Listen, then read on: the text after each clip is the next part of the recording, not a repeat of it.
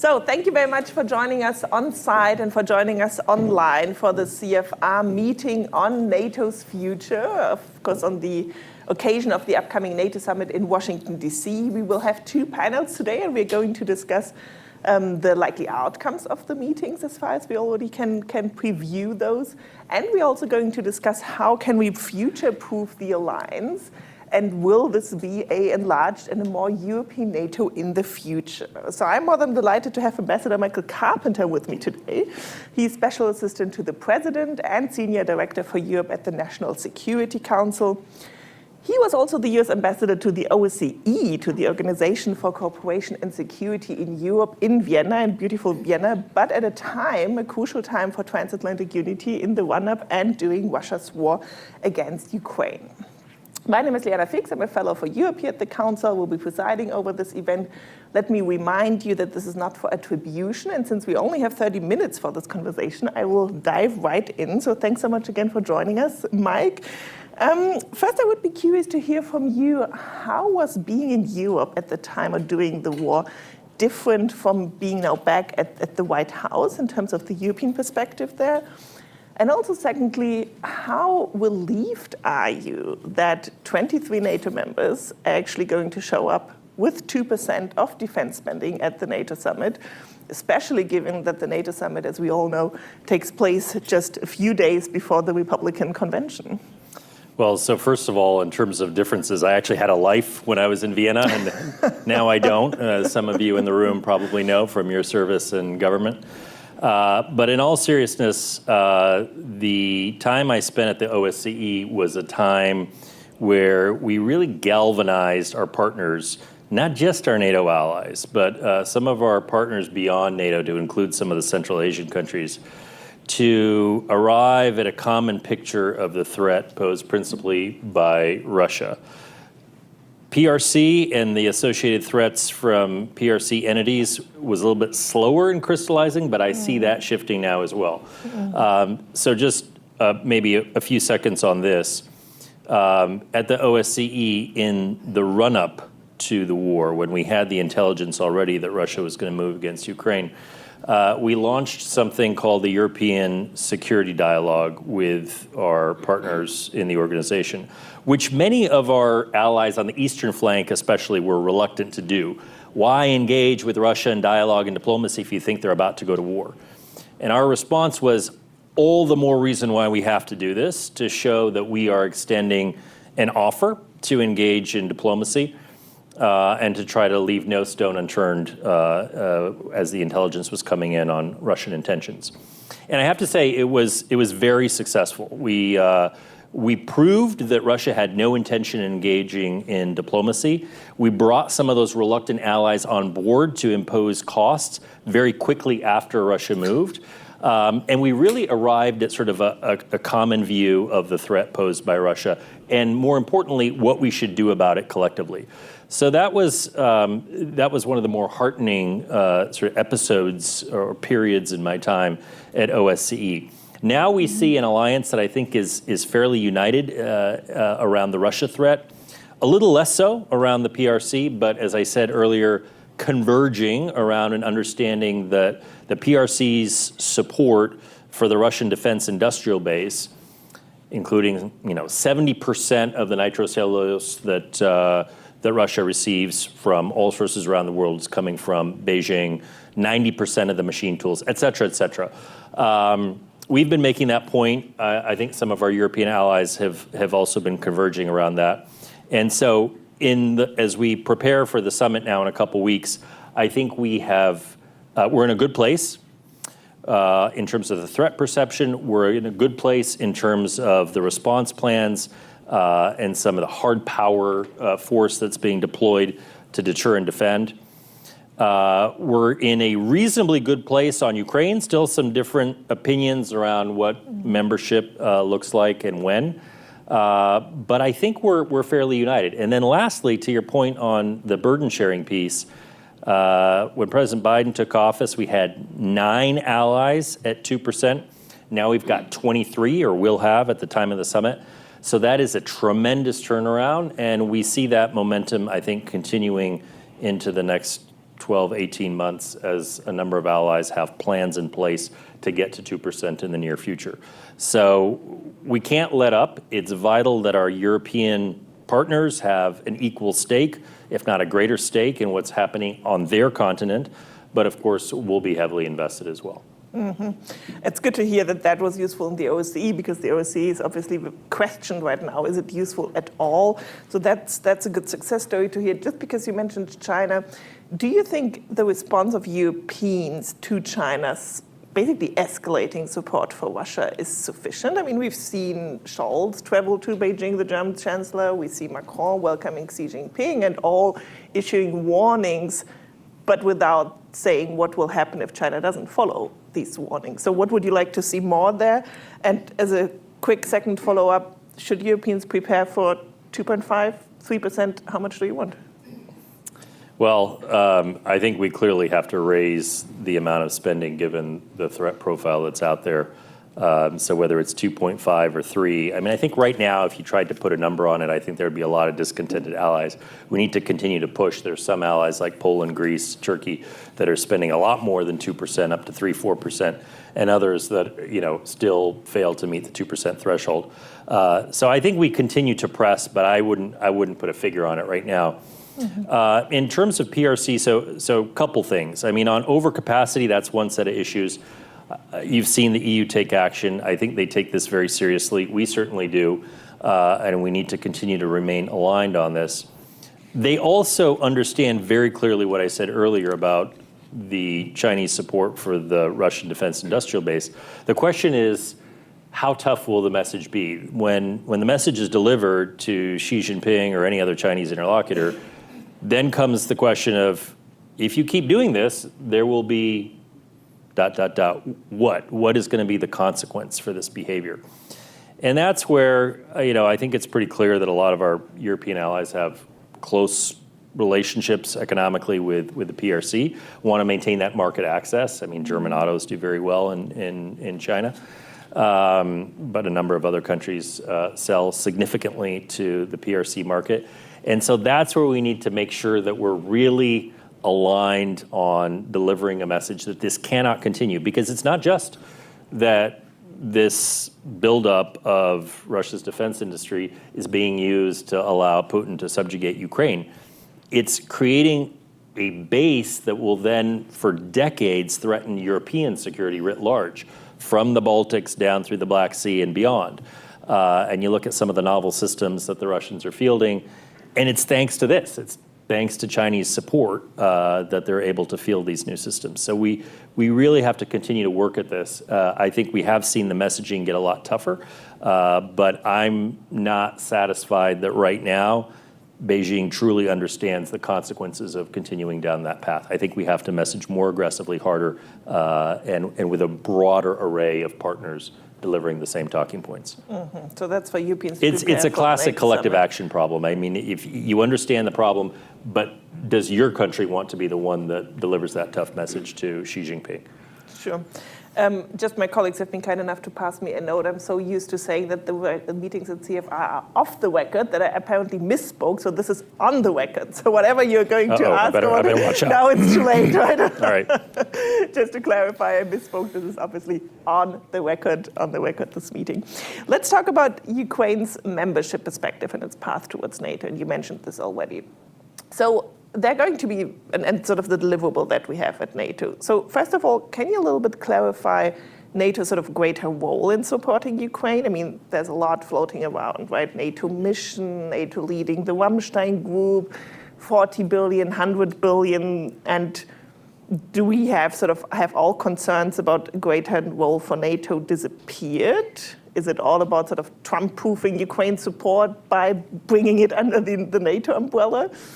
And then also, so we just had a trip to Europe, and you hear from many European capitals that they would like to see at the NATO summit Vilnius Plus, a Vilnius Plus Plus, or a Vilnius Plus Plus Plus.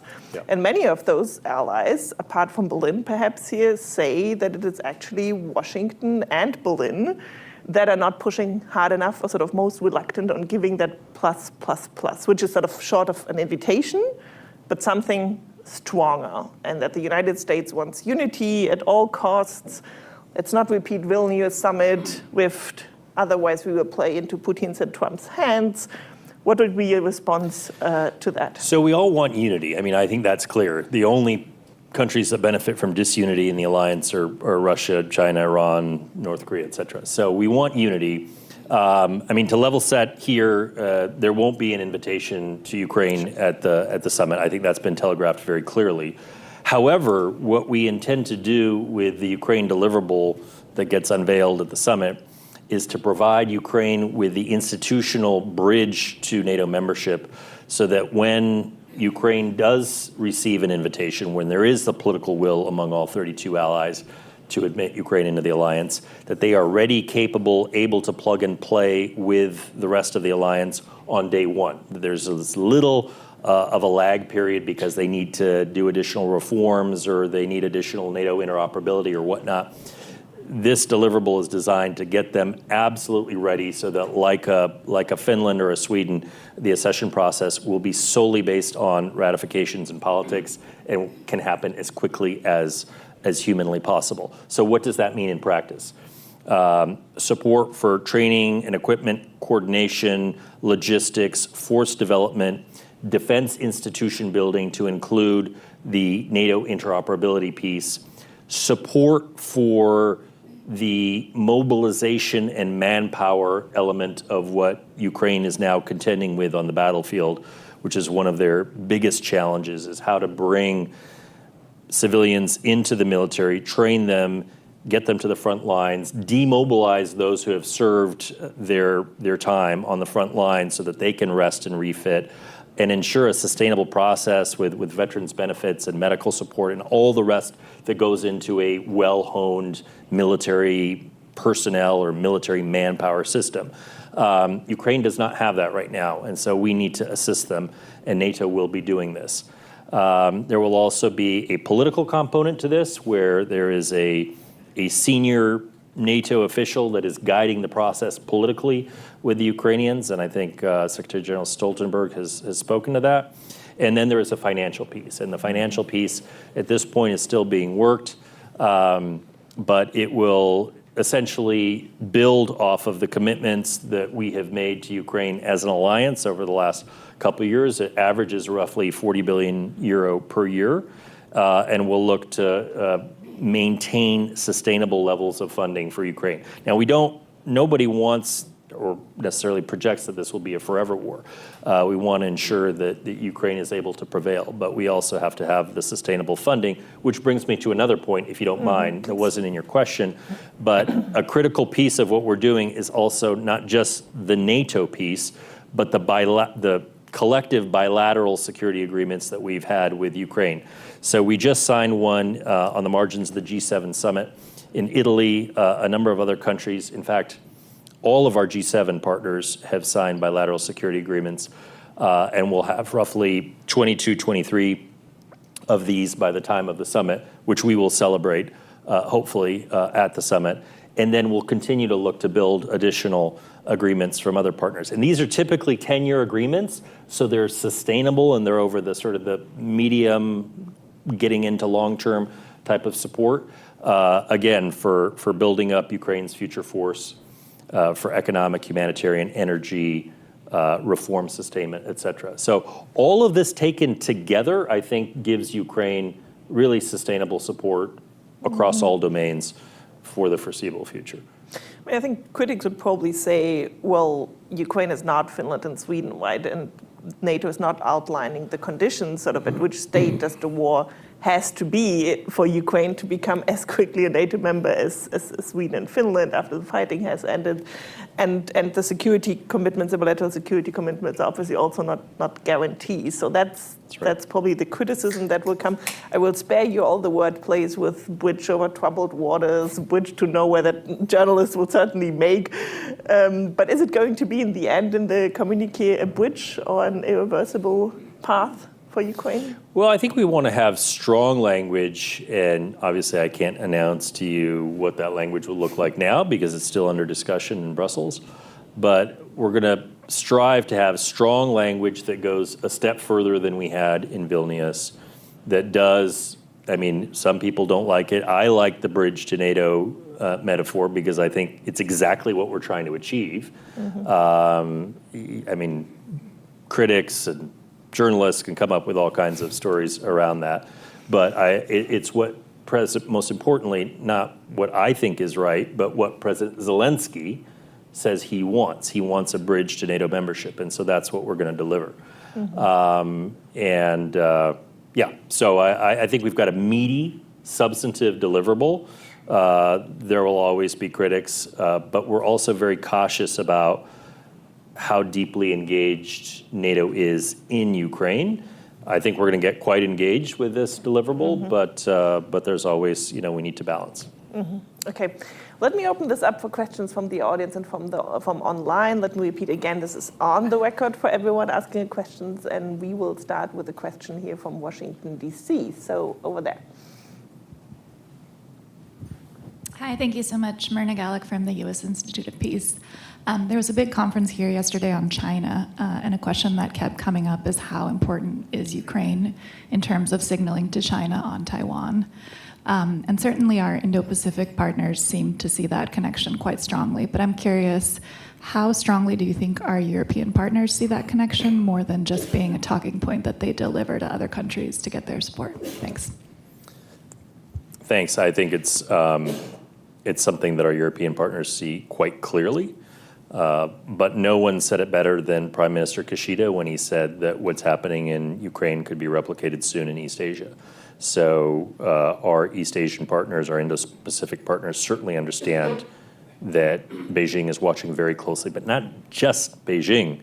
Other capitals are watching. Authoritarian states generally are watching to see how Russia comes out of this war and will adjust their policies vis-a-vis weaker neighbors appropriately, depending on what they think they can get away with. So for us, I think it's imperative that, some people don't like the strategic loss framing, but it is crucial that Russia walk away from this war over an extended time frame, understanding that this was strategically a failure or a loss, pick your word, and was not successful ultimately for them in terms of the price they paid.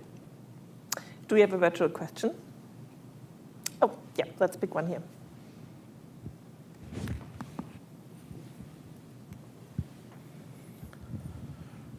Hello, Ambassador Carpenter. Good to see you. Ariel Cohen, the Atlantic Council. Mike, I'm working on a report looking at Russian strategic vulnerabilities for the Council. And one thing that is clear is Russia is firing on all cylinders right now in terms of military production.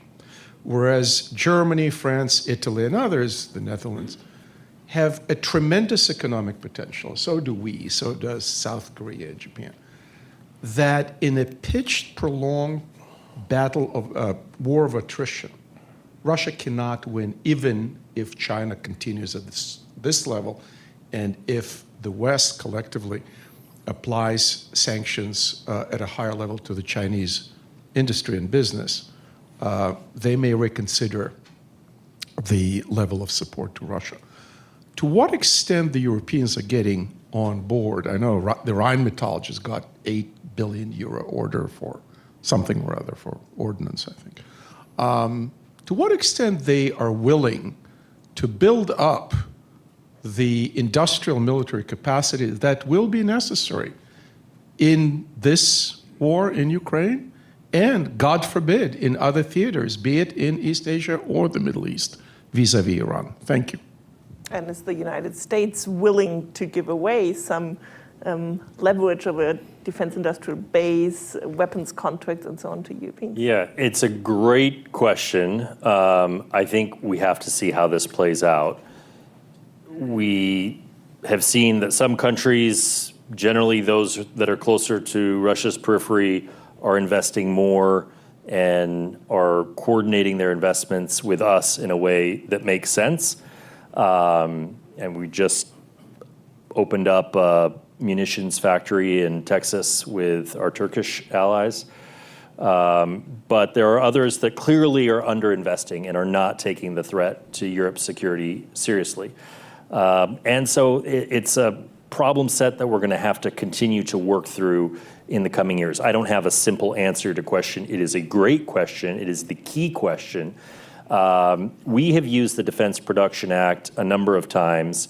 We've got a good news story on certain critical needs like 155 munitions, but we have not done as well with other capabilities. So, for example, with the 155 ammunition, since the beginning of the war, we've doubled production. We're going to double it again from essentially this month through the end of the year. That's great. We're not there with ATACMS or with some other systems. So collectively, we have to work through this. But then the challenge, also in addition to sort of lighting a fire under European friends' feet, is what you raised. The other challenge is how do we get the Europeans to build up their defense industrial capacity in a synergistic way with our defense industrial base? And here you've seen some proposals, and there's a European defense industrial plan that we're talking to our friends about. And I think it just depends who you talk to. I think some will say, of course, this absolutely cannot be siloed. It has to be, we can't have different, go back to 155 ammunition. There are different standards of 155 millimeter ammunition. That's not acceptable. We need to have a combined single unitary standard across the alliance and with our European friends. And so we're going to have to work at this. Some countries perhaps would like to see a siloed sort of industrial policy to protect their national champions, but others are more open to having this be a transatlantic effort, and we need to lean in heavily in favor of the latter. Because if I were French, which I'm not, I would say the United States wants to have the cake and eat it, right? I mean, because they want Europeans to take on more responsibility for their own security, build up the defense industrial base, but they still want Europeans to buy American on many issues. But there's plenty of examples of win-win in this space. So you can set this up as an adversarial type of equation, but truly there's a lot of joint production, and there's a lot of European investment in capabilities where we're maybe investing less, and it's fine. That's good. Those capacities and those capabilities can surge to where they're needed, and we can do this in tandem. We just need to coordinate and make sure that our defense industry is speaking with its European counterparts, and that our governments are also playing a role in this. Okay, let's take a virtual question. We'll take the next question from Heidi Hart. Hi, my name is Professor Heidi Hart. I hope you can hear me okay. Yes. Thank you so much for your comments. I'm wondering if you could talk to us a little bit about the new force model. So this was agreed back at the 2022 Madrid summit.